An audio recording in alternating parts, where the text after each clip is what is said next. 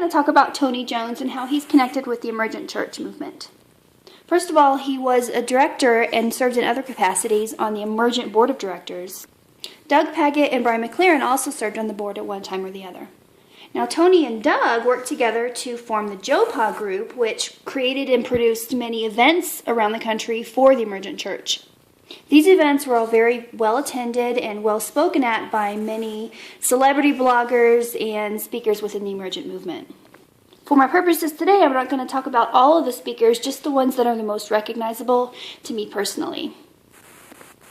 Sarah Cunningham, Tony Jones, Nadia Bolz-Weber, and Doug Paget all spoke at various C21 events.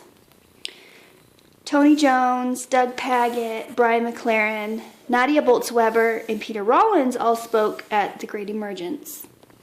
Tony Jones, Mark Scandaret, and Nadia Bolz-Weber all spoke at Funding the Missional Church. Tony Jones, Brian McLaren, and Peter Rollins all spoke at Big Tent Christianity event. And Emergence Christianity was highly attended by Tony Jones, Doug Paget, Brian McLaren, Mark Scandaret, Nadia Bolz-Weber, Peter Rollins, and also Jay Baker. The Emergent Church doesn't only use JOPA, they also put on other events through other groups, such as the Wild Goose Arts Festival and Convergence Gathering by the Sea. Various Wild Goose events were attended by Sarah Cunningham, Mark Scandaret, Nadia Bolz-Weber, Peter Rollins, Jay Baker, Frank Schaefer, Tony Jones, and also Brian McLaren. The Convergence Gathering by the Sea was attended by Mark Scandaret, Tony Jones, Doug Paget, Brian McLaren, and also Rachel Held Evans. Another way many in the Emergent Church or in the Emergent movement connect is through their books and through who publishes them. The Daniel Literary Group and the Augsburg Spark House were both publishing groups that at one time or the other published a lot of the Emergent leaders' books. The Daniel Literacy Group published books for Nadia Bolz-Weber, Peter Rollins, Tony Jones, and Doug Paget, while the Augsburg Spark House Group published books for Tony Jones, Brian McLaren, Doug Paget, Mark Scandaret, Nadia Bolz-Weber, Jay Baker, and also Rachel Held Evans. Many of the big-name Emergent leaders and authors also write reviews of and editorial endorsements of each other's books.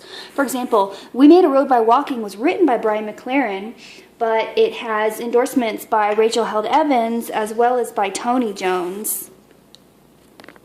And Tony Jones's new book, Did God Kill Jesus?, Brian McLaren returned the favor and did a review for him, as well as Rachel Held Evans and also Nadia Bolz-Weber. Now, many people would say that interconnectivity is good and that relationship is good, and indeed I wouldn't dispute the fact.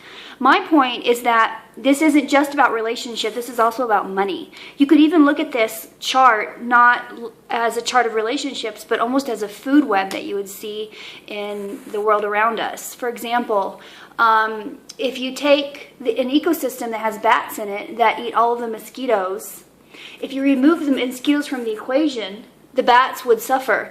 But if you remove the bats from the situation, you would have more mosquitoes than you knew what to deal with. Now, if people came along and sprayed insecticide killing the mosquitoes, it would also harm the bat population. And the people would say, well, I don't have anything against bats. I'm just trying to get the mosquitoes that are harming me. But in reality, by hurting the mosquitoes, they're also hurting the bats. You can bring the same concept to this diagram here. For example, if we removed one person, like Nadia Bolz-Weber, all of the connections that she has would then be a domino effect to affect all of the other connections that lead from that. So a person saying that they weren't there at the time of Tony Jones and Julie McMahon's divorce, or that they aren't connected with him, or they don't know him personally, really is disingenuous, because they're connected to the bigger system, and especially if they make money through their books and through their speaking tours and through their blog ads and through writing on other people's blogs, they're directly tied financially to him.